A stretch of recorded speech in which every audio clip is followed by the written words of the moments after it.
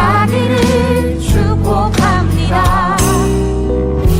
하나님의 은혜가 우리 가운데 가득하길 기도합니다. 하나님의 사랑이 당신의 삶 가운데 가득하기를 축복합니다. 하나님의 은혜가 우리 가운데 가득하길 기도합니다.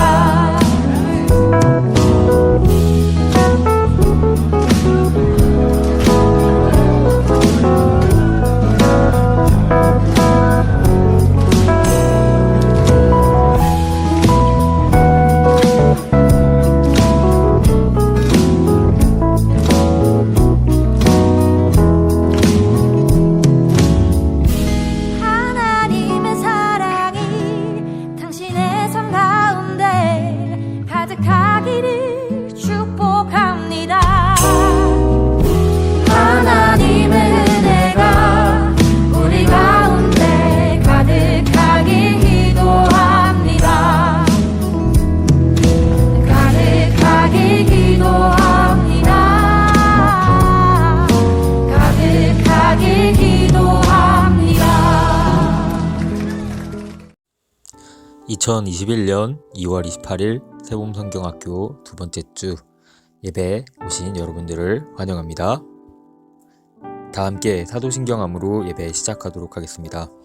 전능하사 천지를 만드신 하나님 아버지를 내가 믿사오며 그 외아들 우리 주 예수 그리스도를 믿사오니 이는 성령으로 잉태하사 동정녀 마리아에게서 나시고 본디오 빌라도에게 고난을 받으사 십자가에 못 박혀 죽으시고 장사한 지 사흘 만에 죽은 자 가운데서 다시 살아나시며 하늘에 오르사 전능하신 하나님 우편에 앉아 계시다가 저리로서 산자와 죽은 자를 심판하러 오시리라. 성령을 믿사오며 거룩한 공회와 성도가 서로 교통하는 것과 죄를 사하여 주시는 것과 몸이 다시 사는 것과 영원히 사는 것을 믿사옵나이다. 아멘. 예배를 위하여 기도드리도록 하겠습니다. 사랑이 많으신 하나님 아버지 감사합니다. 오늘도 저희가 온라인 예배로 마음을 모아서 이렇게 예배를 드립니다. 이번 주의 예배는 세봄성경학교의 둘째 주 예배로 드려집니다. 주님의 은혜 안에서 저희가 많이 배우고 많이 나아갈 수 있는 그런 자리와 지식이 될 수 있게 도와주세요. 저희가 이제 새 학기에 들어서게 됩니다. 새 학기에 또 새로운 학교에, 새로운 반에, 새로운 친구들이 기다립니다. 주님의 은혜 안에서 모든 새 첫 만남이 원하는 대로 또 바라는 대로 그리고 계획하심 안에서 이루어질 수 있도록 지켜주시고 도와주시고 인도하여 주시옵소서. 2021년에는 저희가 밝게 웃는 모습을 공유하기를 원합니다. 만남의 장이 되기를 원합니다. 지금 많은 사람들이 코로나 바이러스로 인해서 고통받고 있고 힘들어하고 있습니다. 주님께서 지켜주셔서 우리의 미래를 더 아름답게 가꿔주시는, 더 활기차게 바꿔주는 그런 역사 부탁드립니다. 저희가 예배가 예배돼서 우리의 예배가 하나 돼서 마음이 돼서 주님께 온전히 드려지는 예배가 되기를 원합니다. 이 예배를 온전히 받아주시옵소서. 감사드리며 예수님의 이름으로 기도드렸습니다. 오늘의 성경 말씀은 누가복음 15장 11절로 14절까지의 말씀입니다. 봉독드리도록 하겠습니다. 예수께서 말씀하셨다. 어떤 사람에게 아들이 둘이 있는데 작은 아들이 아버지에게 말하기를 아버지 재산 가운데서 내게 돌아올 몫을 내게 주십시오 하였다. 그래서 아버지는 살림을 두 아들에게 나누어 주었다. 며칠 뒤에 작은 아들은 제 것을 다 챙겨서 먼 지방으로 가서 거기서 방탕하게 살면서 그 재산을 낭비하였다. 그가 모든 것을 탕진하였을 때에 지방에 크게 흉년이 들어서 그는 아주 궁핍하게 되었다. 아멘. 하나님의 말씀입니다. 오늘의 제목은 헛간입니다. 헛간이란 사전적 정의로는 막 쓰는 물건을 쌓아두는 광이라고 합니다. 사실상 창고 같은 개념으로 많이 쓰이죠. 헛간이라는 단어는 우선 몇 년 전에 개봉했던 이창동 감독의 영화 버닝이라는 영화가 있는데요. 그 버닝이라는 영화의 원작 소설이 무라카미 하루키라고 하는 일본 소설가의 헛간을 태우다 라고 하는 작품입니다. 이 헛간을 태우다에서는 이제 헛간을 태우는 행위에 대해서 미스테리적으로 이제 소설이 진행이 되어지게 되는데요. 정말 쓸모없어진 공간, 그리고 아무도 관심을 두지 않는 공간을 태우는 일을 이제 하게 되는 주인공의 친구가 있습니다. 그리고 쓸모없는 공간을 태워지는 것에 대비하여서 쓸모없는 공간을 태우는 것에 대해서 쓸모없는 인간을 없어지게 되는 것에 대한 질문들도 던져지게 되죠. 헛간이라고 하면 소위 말해서 쓸모없는 공간, 자리만 많이 차지하는 공간에 대한 이미지가 상당히 강하게 느껴지는, 그런데 또 예능을 좋아하는 친구들이라면 헛간이라는 단어에 대하여서 익숙하게 들어봤을 수 있는데요. 그게 바로 2015년에 무한도전이라고 하는 아주 국민 프로그램이었죠. 국민 예능 프로그램에서 이제 가요제를 할 때 2015년 가요제에서 영동 고속도로 가요제에서 밴드 혁오와 정영돈, 연예인 정영돈 씨가 같이 작품을 했던 작품이 그 음악이 나오게 되죠. 그 음악의 이름이 멋진 헛간이라고 하는 제목의 노래가 나오게 됩니다. 굉장히 이제 발랄하고 또 쾌활한 컨트리 음악이죠. 컨트리송인데 가사를 듣다 보면 가사가 좀 유쾌하고 또 재밌으면서도 또 그거를 표현하는 공연은 재밌으면서도 내용이 상당히 좋아요. 내용이 오늘 읽었던 본문 말씀 누가복음 15장 11절부터 시작해서 30절까지 이어지는 아주 긴 말씀인데요. 그 긴 말씀을 아주 음악으로 잘 녹여낸, 그리고 또 현대적으로 잘 풀어낸 음악이라고 생각이 듭니다. 이게 또 이제 클라이맥스 부분에 가면 이런 표현이 나오게 돼요. 집에 돌아가는 길에 나는 또 후회를 해야 해. 어디서부터 망한지를 몰라 다시 돌아가는 일을 반복해야 해. 근데 다시 또 생각해봐도 뭐가 뭔지도 잘 모르겠어. 아빠, 내가 그 탕자인가 봐요. 라고 하는 가사가 등장을 하게 됩니다.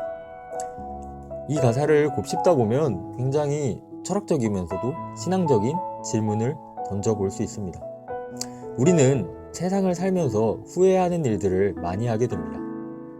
그리고 또 그 후회하는 일들을 잘 쫓아가다 보면은 어디서부터 잘못됐는지 가늠하기 힘들 때가 많아요. 그래서 항상 하는 말이 뭐냐면 과거로 돌아갔으면 좋겠다라고 하는 표현들을 점점 더 많이 하게 돼요.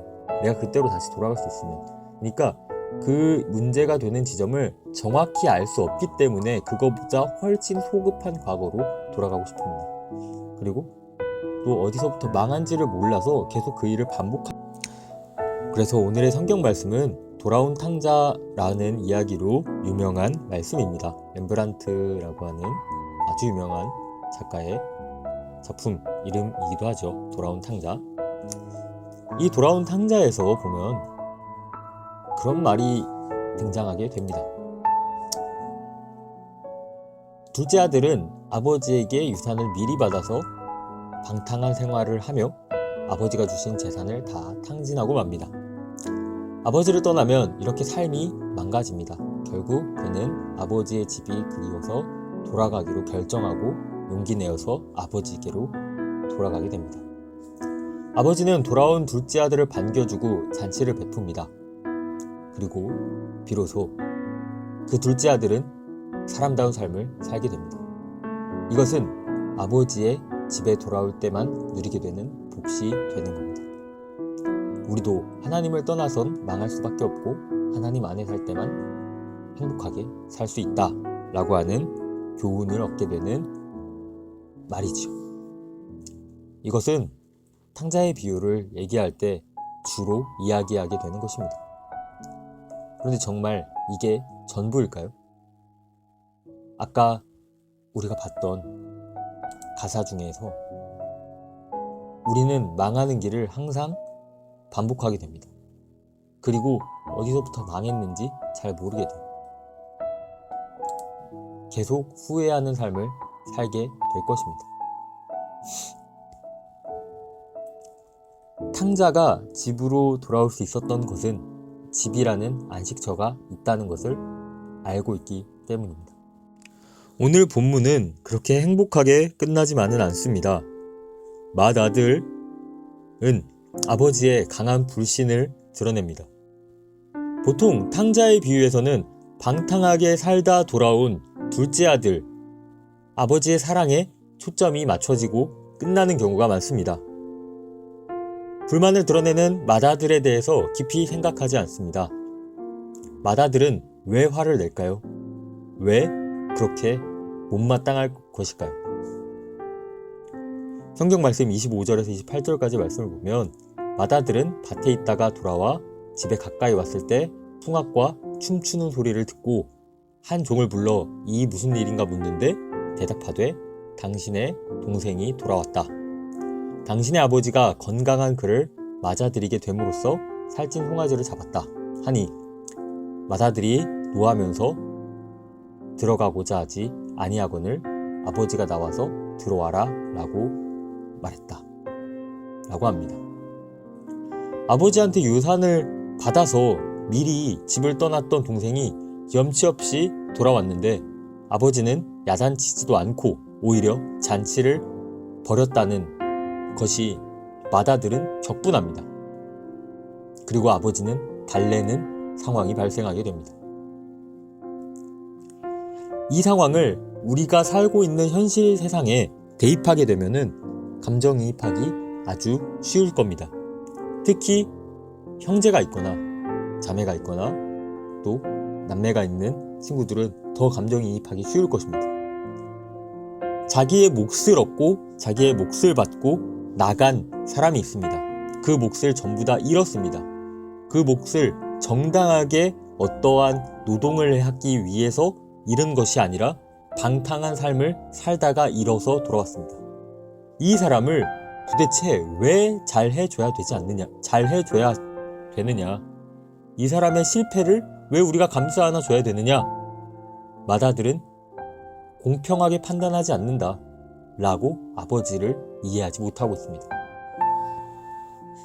이렇게 경솔한 표현을 하고 있는, 어떻게 보면 당연한 표현을 하고 있는 첫째 아들에게 아버지는 다시 묻습니다. 다시 타이릅니다.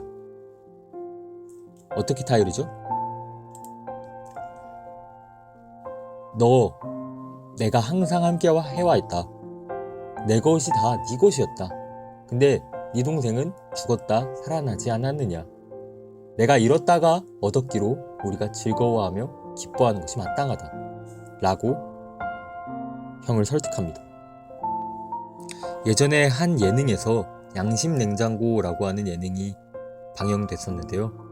그게 새벽에 이렇게 운전하는 것을 몰래카메라로 촬영을 해서 횡단보도를 잘 지키는 사람을 찾는 거였습니다.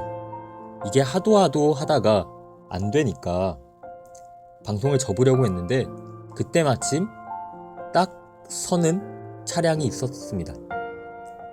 그래서 제작진들이 황급히 다가가서 그 차량을 세웠습니다. 그 차량의 차주인은 장애를 갖고 있으신 분이었습니다. 그리고 그분은 얘기했습니다. 나는 항상 법률을 지킨다 라고 말이죠. 정상인들은 정상적인 사고와 정상적인 신체를 갖고 있었습니다. 그럼에도 불구하고 간단한 법률조차 지키지 않았습니다. 그러나 그 장애를 갖고 계신 분은 사소한 일도 손해보며 살면서 법률을 지켰습니다. 그리고 다음날 기사 하나의 헤드라인 제목이 이렇게 적혔습니다. 누가 장애인인가? 라고 말이죠. 우리는 이 돌아온 탕자의 이야기를 큰아들의 시점에서 비춰보면서 우리 스스로에게도 질문을 던져보고 있습니다. 누가 진짜 탕자입니까? 동생은 어떻게 보면 탕자가 맞습니다. 제 멋대로 떠났고요. 돈을 아주 허튼 데 썼고요. 그리고 어떻게 보면 뻔뻔하게 돌아왔습니다.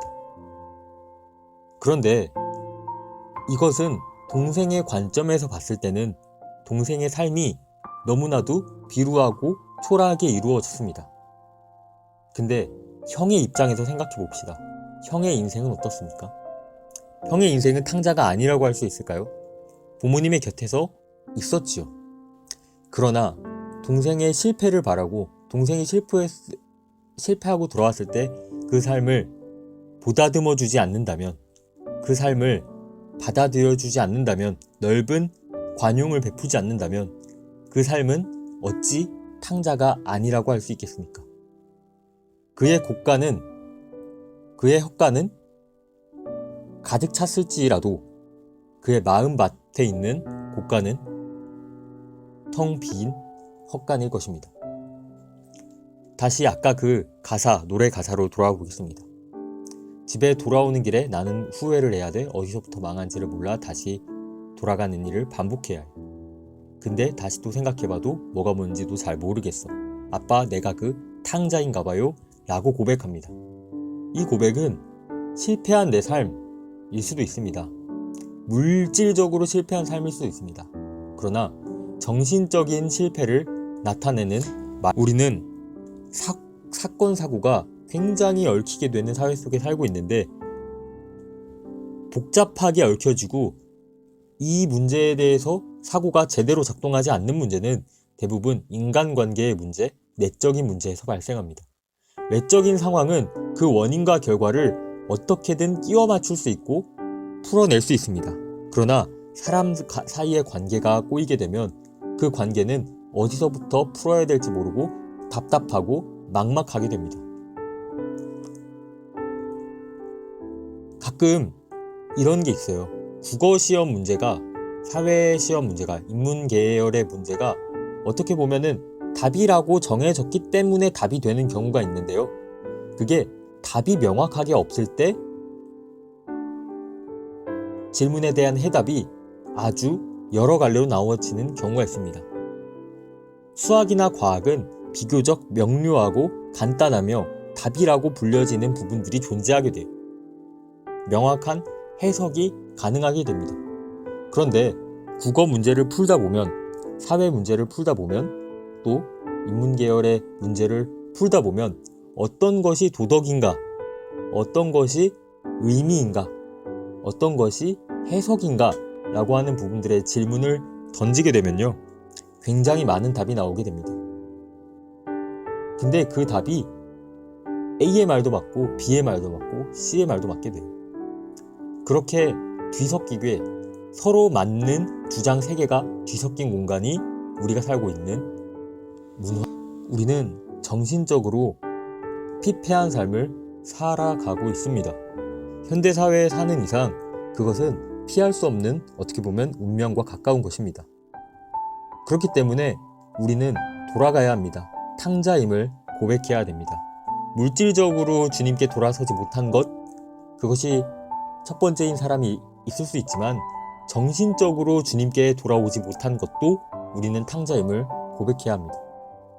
우리의 삶에 여유가 없는 것, 우리가 삶을 바라볼 때 제1의 가치가 주님이 되지 않는 것, 주님과 함께 있음에도 불구하고 나는 예수님을 믿는다라고 고백함에도 불구하고 예수님을 급할 때 찾지 않고 또 삶의 주인된 자리에 놓지 않는 것, 큰아들이 탕자였던 것처럼 큰아들이 아버지와 항상 함께 있었음에도 불구하고 아버지와 함께 있는 게 행복하다는 것 자체를 모르고 동생의 존재로 질투를 느끼게 되어버린 것, 그런 것이 탕자의 모습입니다. 여러분, 주님을 떠나 있다고 탕자가 아닙니다. 주님과 함께 있음에도 불구하고 주님의 마음을 모르면 탕자입니다. 정신적으로 피폐한 것도 탕자가 됩니다. 우리가 고백하여서, 탕자임을 고백하여서 주님의 삶으로 나아가는 우리 친구들이 될 수 있기를 간절한 마음으로 바랍니다. 네, 광고 시간입니다. 성경학교가 진행 중에 있습니다. 우리 친구들 따뜻한 인사와 함께 우리 어저께 인스타그램으로 나왔던 카드뉴스였죠. 갈릴레아 호수의 폭풍이라는 작품이 있는데 이 작품의 저자를 댓글로 따뜻한 인사와 함께 남겨주시면 또 도정의 상품이 뒤에 또 이렇게 기프티콘으로 여러분들께 드리도록 하겠습니다. 그리고 서풍통학교 온라인 카드뉴스 3월 6일날 또 업데이트가 됩니다. 이제 프리뷰가 이제 인스타 스토리에 올라가 있는데 그 그림을 보고 그 그림의 정답을 맞추시는 분께도 또 상품이 준비되어 있으니까 많은 참여 부탁드리도록 하겠습니다. 다 함께 주기도문함으로 예배 마치도록 하겠습니다. 하늘에 계신 우리 아버지여, 이름이 거룩히 여김을 받으시오며 나라의 모합시며 뜻이 하늘에서 이루어진 것 같이 땅에서도 이루어지이다. 오늘날 우리에게 일용할 양식을 주옵시고 우리가 우리에게 죄지은 자를 사하여 준 것 같이 우리 죄를 사하여 주옵시고 우리를 시험에 들게 하지 마옵시고 다만 악에서 구하옵소서.